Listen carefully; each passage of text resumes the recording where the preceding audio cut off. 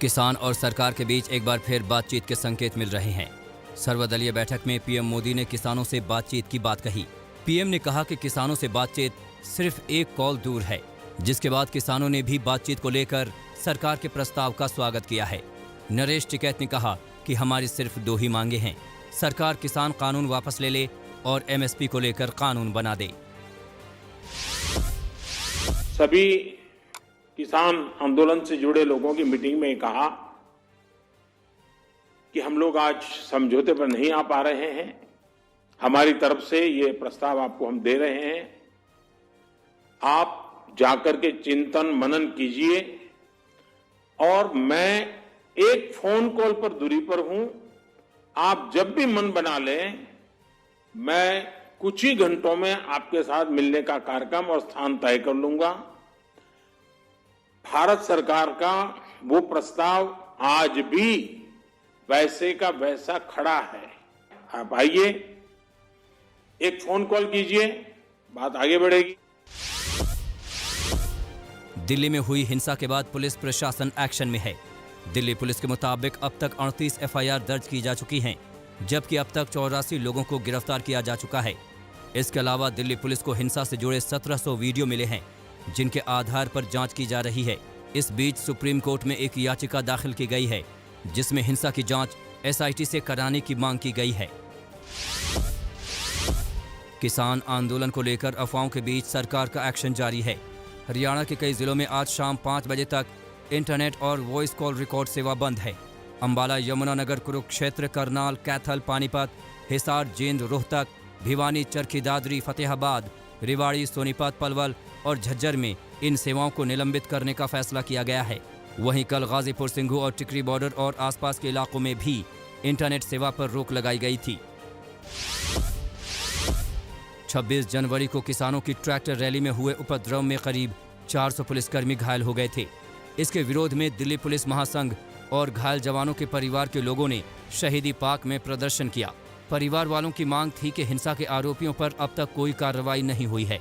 इस प्रोटेस्ट में दिल्ली पुलिस के कई कर्मचारी भी शामिल हुए।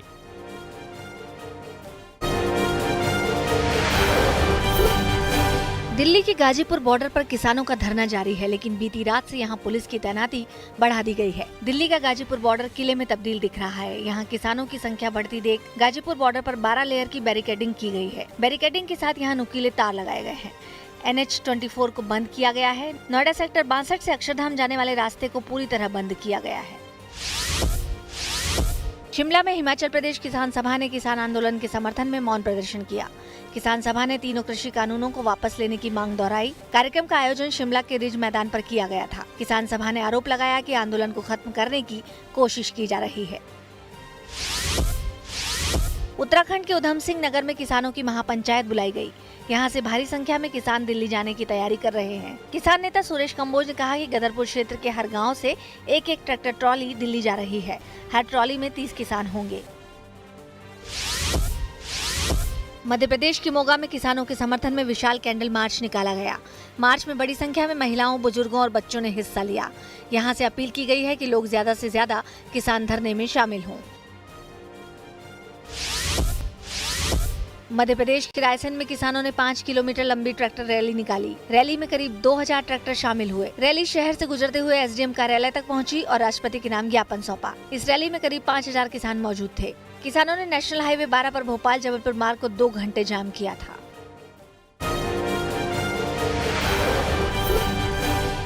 पश्चिम बंगाल में टीएमसी को एक बार फिर झटका लगा है। टीएमसी के 4 विधायकों ने बीजेपी का हाथ थाम लिया है, जिसमें पूर्व वन मंत्री राजीव बनर्जी, बाली की विधायक वैशाली डालमिया, उत्तरपाड़ा के विधायक प्रबीर घोषाल और रथिन चक्रवर्ती शामिल हैं। इन नेताओं ने दिल्ली में अमित शाह से मुलाकात की और बीजेपी में शामिल होने का ऐलान किया। इनके साथ बंगाल बीजेपी के प्रभारी कैलाश विजयवर्गीय और बीजेपी के राष्ट्रीय उपाध्यक्ष मुकुल रॉय भी मौजूद थे। विधानसभा चुनाव के चलते जेपी नड्डा 2 दिन के तमिलनाडु दौरे पर हैं, जहां बीजेपी अध्यक्ष की ओर से बड़ा ऐलान किया गया। बीजेपी ने एआईएडीएमके के साथ गठबंधन जारी रखने का फैसला किया है, जिसका ऐलान नड्डा ने एक जनसभा में किया। अपने इस दौरे में नड्डा विधानसभा चुनाव के लिए पार्टी की चुनाव तैयारियों की समीक्षा कर रहे हैं। Incoming times, I would like to share with you and declare here that Bharatiya Janata Party has decided that in coming times in the elections, BJP along with All India Anna DMK and along with the like-minded parties will be going for the election. योगी सरकार में जल्द ही नए चेहरों को जगह मिल सकती है। 4 फरवरी को योगी मंत्रिमंडल का विस्तार हो सकता है। हाल में विधान परिषद चुनाव में बीजेपी को नए चेहरे मिले हैं। सूत्रों के मुताबिक इनमें से कुछ चेहरों को मुख्यमंत्री योगी अपने कैबिनेट में जगह दे सकते हैं।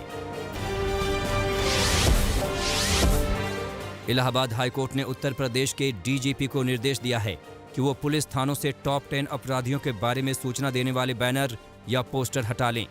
इन बैनरों में अपराधियों के नाम और पहचान के साथ ही उनके आपराधिक इतिहास की भी जानकारी होती है। हाईकोर्ट ने कहा कि ऐसा करना संविधान के अनुच्छेद 21 का उल्लंघन है।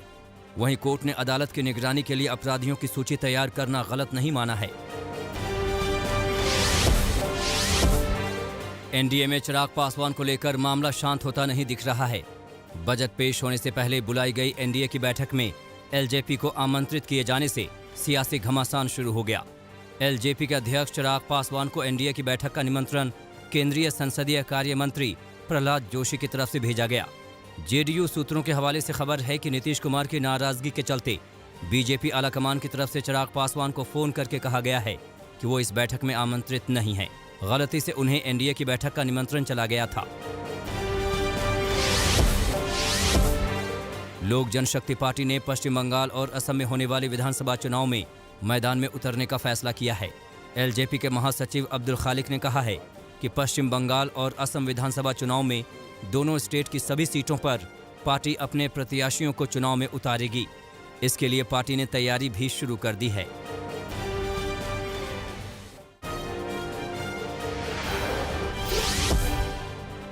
इजरायल दूतावास के पास हुए धमाके की जांच तेजी से चल रही है। धमाके के ईरान से कनेक्शन के सबूत मिले हैं, जिसके बाद भारत में रह रहे कुछ ईरानी लोगों से पूछताछ की गई। ये वो लोग हैं जिनकी वीजा अवधि खत्म होने के बावजूद भारत में रह रहे हैं। दिल्ली ब्लास्ट की जांच कर रही एजेंसियों को एक चिट्ठी मिली है, जिससे ईरानी कनेक्शन का खुलासा हुआ है। मौके से बरामद चिट्ठी में धमाके को ट्रेलर बताया गया है।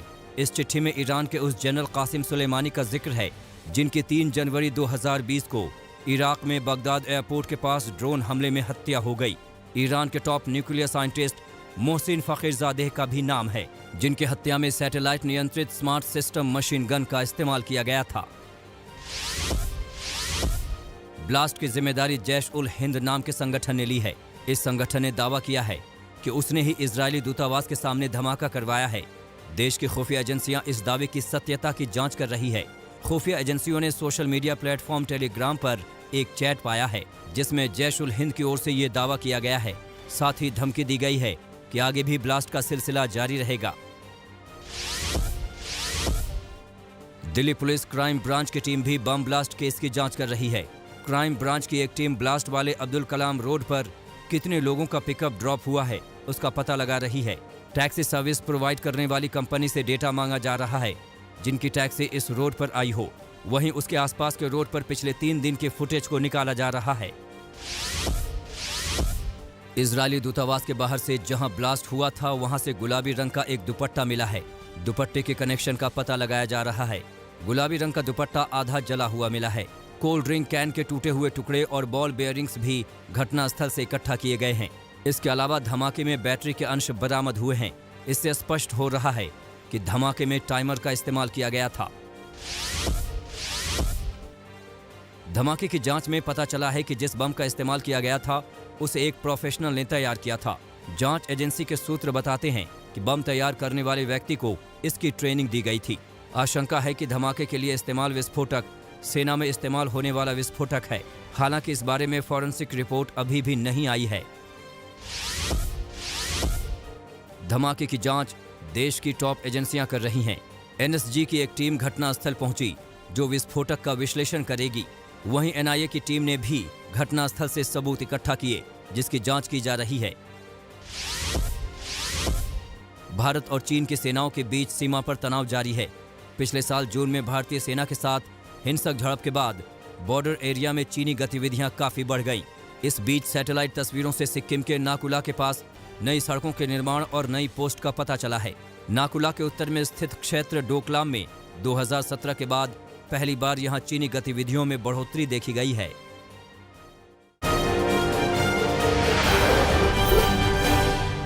दिल्ली से सटे फरीदाबाद के बल्लभगढ़ इलाके में एक मकान की छत से युवती का शव मिलने से सनसनी फैल गई। बरामद शव 15 से 20 दिन पुराना बताया जा रहा है। महिला की हत्या के बाद शव को पॉलिथीन में लपेटकर छत पर रखे ड्रम में डाल दिया गया था और उसके ऊपर प्लास्टर ऑफ पेरिस भर दी गई थी ताकि किसी को पता न चल सके। पुलिस के मुताबिक पड़ोस के घर में एक लड़का लड़की रहते थे और लड़का कई दिनों से फरार बताया जा रहा है। पुलिस पूरे मामले की जांच में जुटी है। मध्य प्रदेश के दमोह में छात्राओं ने एक मनचले की सरेआम पिटाई कर दी। आरोपी एक छात्रा को बीते कई दिनों से परेशान कर रहा था और उसे जान से मारने की धमकी भी दे रहा था। पिटाई के बाद मौके पर मौजूद लोगों ने आरोपी को पुलिस के हवाले कर दिया। महाराष्ट्र के नांदेड़ में छोटे भाई ने अपनी बहन की गला रेत कर हत्या कर दी। वारदात नांदेड़ के तुप्पा जवाहर नगर इलाके की है। बताया जा रहा है कि मृतक लड़की दोपहर में घर पर अकेली थी। इस दौरान छोटा भाई घर आया, चाकू से बहन का गला रेत दिया और उस पर कई वार भी किए। पुलिस ने मोबाइल की लोकेशन के जरिए आरोपी युवक को गिरफ्तार कर लिया है और हत्या की वजहों का पता लगाने की कोशिश में जुटी है।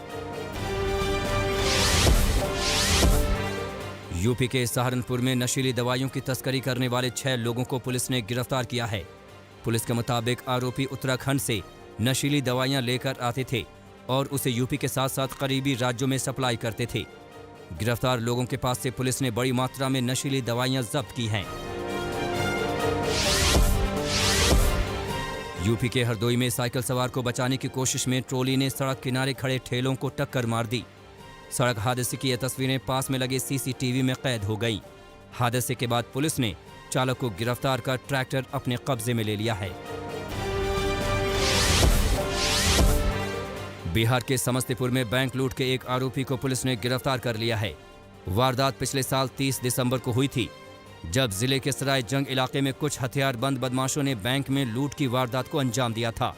सीसीटीवी फुटेज के आधार पर पुलिस लुटेरों की तलाश में जुटी थी, जिसका एक आरोपी अब गिरफ्तार हो गया है। गिरफ्तार आरोपी से पूछताछ कर पुलिस लूट के और आरोपियों की तलाश में जुटी है।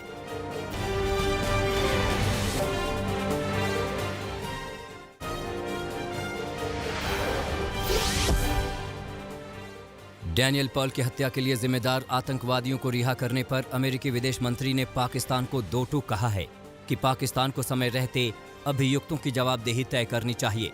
अमेरिकी विदेश मंत्री टोनी ब्लिंकन ने पर्ल हत्या मामले में पाकिस्तानी विदेश मंत्री से फोन पर बातचीत की। वॉल स्ट्रीट जर्नल के पत्रकार पर्ल की कराची में हत्या कर दी गई थी।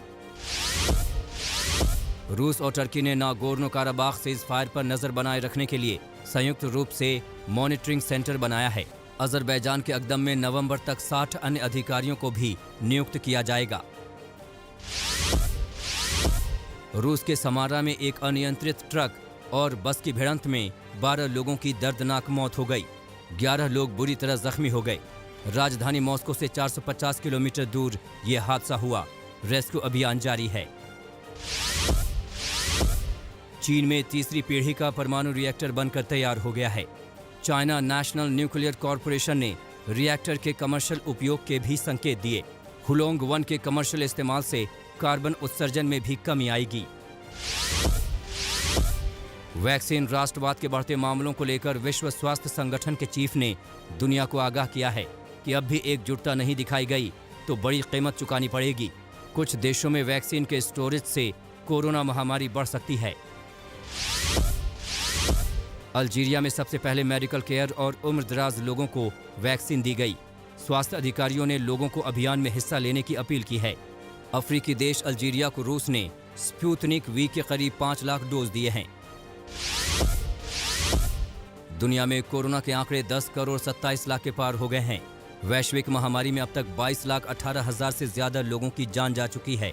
7 करोड़ 44 लाख से ज्यादा लोग कोरोना से ठीक हो चुके हैं। कोरोना के चलते ऑस्ट्रेलियन ओपन अथॉरिटी ने रोजाना आने वाले दर्शकों की संख्या तय की है। अब 30,000 दर्शक ही ऑस्ट्रेलियन ओपन ग्रैंड स्लैम का लुत्फ उठा पाएंगे। 3 बार की ऑल इंग्लैंड ट्रॉफी चैंपियन ताई जू यिंग ने बैडमिंटन वर्ल्ड फेडरेशन के टूर का फाइनल खिताब अपने नाम किया। कोरोना की वजह से मशहूर कोचेला म्यूजिक फेस्टिवल तीसरी बार टल गया है। कैलिफोर्निया में स्थानीय स्वास्थ्य अधिकारियों ने आउटडोर फेस्टिवल न कराने का सुझाव दिया है। नमस्कार, मैं हूं अंजना ओम कश्यप। हमें उम्मीद है ये वीडियो आपको पसंद आया होगा। लेटेस्ट खबरों के लिए यूं ही देखते रहिए आज तक, और इस वीडियो के पसंद आने पर लाइक, शेयर एंड सब्सक्राइब करना ना भूलें।